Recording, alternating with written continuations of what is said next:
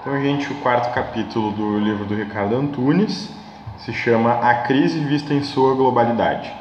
Na prática, ele é, na verdade, não vou dizer uma resenha, ele é uma crítica ao livro de um autor chamado Robert Koons, né? E também não é bem só uma crítica, assim, ele é uma reflexão sobre o livro, né? No geral, o Ricardo Antunes é crítico ao livro, mas também ele saúda elementos que o Robert Koons coloca na arena do debate, que ele é pioneiro em fazer.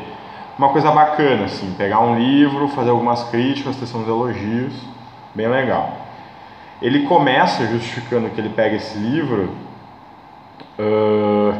porque é muito difícil, é um empreendimento dificílimo, palavras dele, fazer uma análise global do mundo hoje, assim, principalmente na questão do trabalho.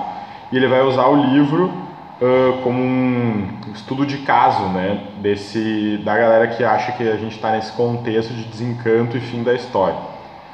Então o livro começa com a crise do leste socialista, né, que é uma crise de fase capitalista na prática, que ele coloca ali que o socialismo real do leste europeu foi uma variante estatizada do capitalismo, né, vai fazer uma crítica marxiana a esse fetichismo do Estado, que muitas vezes é ignorado, e vai colocar que mecanismos de concorrência que ainda existiam dentro da União Soviética derrubam os elos fracos do sistema produtor de mercadoria, né? Então,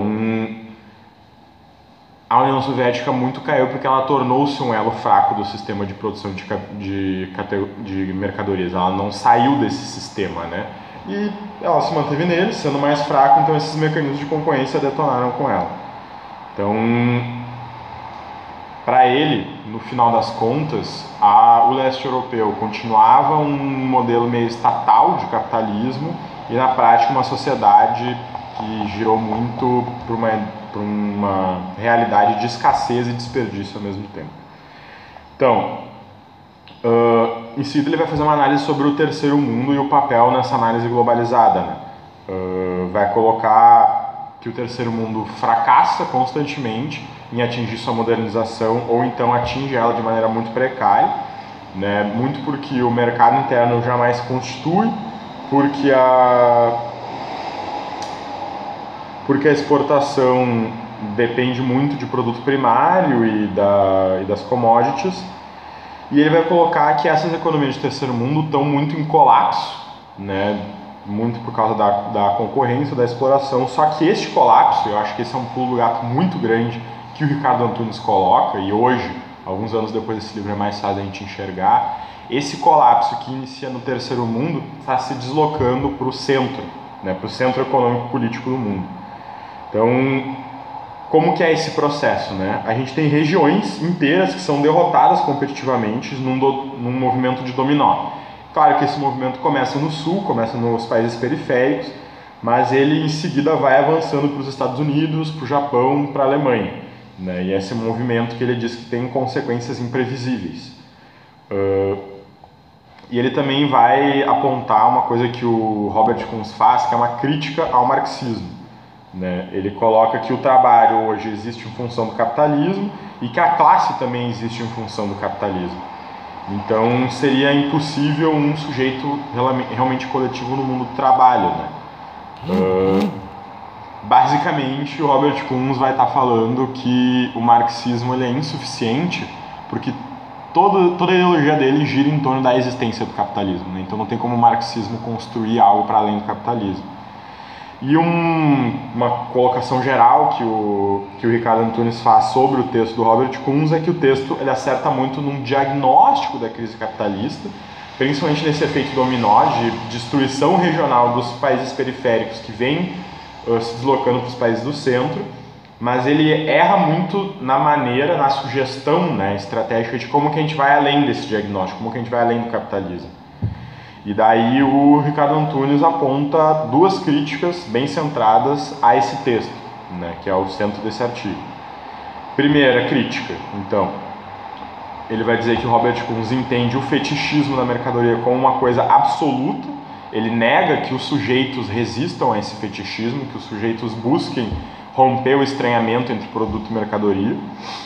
E ele vai colocar também que o Robert Kuhns, ele é esse crítico da sociedade do trabalho que o Ricardo Antunes vem criticando há muito tempo, né? Vai retomar essa questão, olha, na verdade, ele é um crítico da sociedade do trabalho abstrato, né, não do trabalho em si, e também que, por achar que a sociedade do trabalho acabou, o Robert Kuhns recusa o trabalho como libertador social, não entende uma dimensão libertadora que existe no trabalho, né? E ele vai fazer isso centrando sua análise na teoria marxiana do valor-trabalho. Só que o problema é que o Robert Kuhns se limita muito quando ele nega a existência da contradição no processo de valorização do capital. Contradição é essa que eu acho que a gente consegue conceituar bem nos textos do Frigoto que a gente viu antes, né? Tem fissuras no capital, né? Tem elementos de abertura. Não que eles são necessariamente revolucionários, mas eles existem, eles são uma contradição a ser explorada.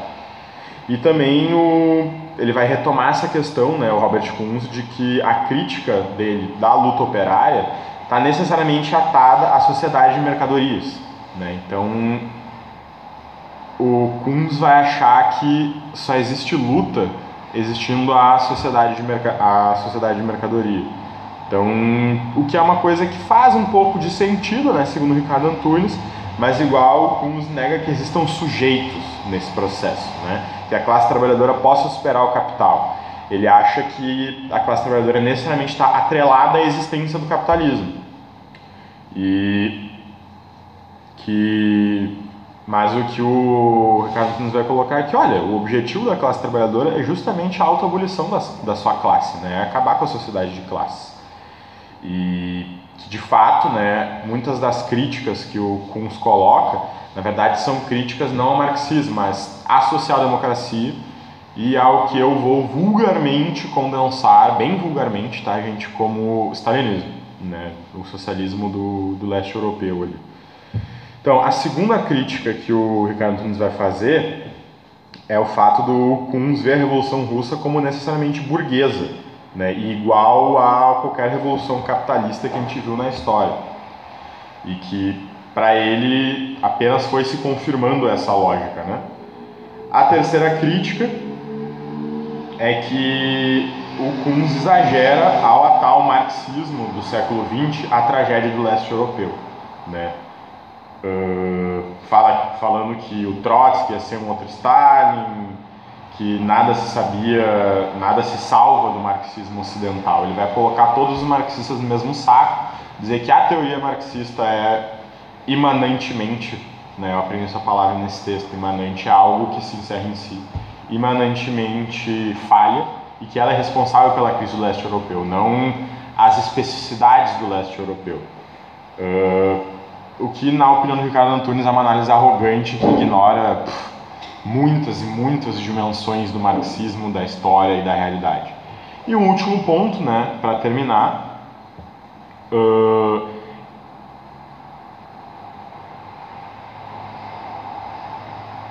é que a centralidade do livro do Robert Kuhns é enxergar o colapso da sociedade de produção, a sociedade de produção de mercadorias, mercadoria no sentido de dinheiro, né?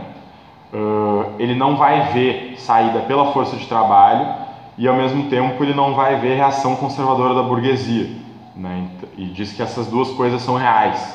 Então é uma visão muito pós-moderna da realidade, né? Uma visão que, inclusive, tende muito ao imobilismo, a parar no tempo, né? No geral, e para concluir, né, o Ricardo Antunes vai colocar que, apesar de todas as críticas que ele faz, o livro é um livro de bastante valor, principalmente pelo seu grande caráter inconformado e anticapitalista, né? É um livro anticapitalista, é um livro que erra em algumas análises históricas, erra em algumas escolhas estratégicas, mas é um livro anticapitalista que abre um pouco para essa questão que depois o Ricardo Antunes vai explorar melhor, que eu acho que é muito fundamental a gente compreender para analisar o mundo hoje, que é desse efeito dominó, né? De uma crise que surge nos países periféricos, né? No sul periférico, porque eles são derrotados na concorrência, é isso que eu tinha falado no outro artigo, né? É um curto-circuito. A concorrência, ela acaba gerando um curto-circuito porque ela vai derrubando a si mesma, né? Ela gera um sistema de retorno negativo em que ela primeiro destrói o sul periférico e depois essa destruição vai seguindo para o centro capitalista do mundo. Isso vai ser desenvolvido melhor, mas acho que é uma coisa que eu já vou ir frisando sempre que aparecer nos artigos, que é um dos conceitos que eu acho que eu vou usar na minha prova.